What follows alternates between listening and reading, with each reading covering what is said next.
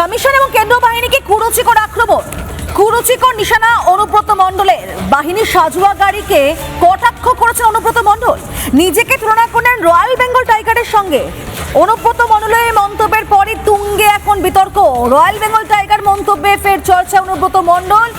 পূর্ব বর্ধমানের মঙ্গলকোটে সভায় সেখানে কমিশনকে নিশানা করছেন অনুব্রত মণ্ডল। মানে আরো একবার পুরনো ছন্দে ফেরেন অনুব্রত মণ্ডল এবং আরো একবার সেই বেফাঁস মন্তব্যগুলো করে বসছেন। কোথাও গিয়ে কি নিজেকে আরো একবার টিকিয়ে রাখার একটা বা এই দলে তিনি যে রয়েছেন সেটাকে বোঝানোর কি একটা অভিপ্রায় অনুব্রত মণ্ডলের? কমিশন এবং কেন্দ্র বাহিনীকে কুরুচিকর আক্রমণ অনুব্রত মণ্ডলে, নিশানা করেছেন অনুব্রত মণ্ডল কমিশনকে।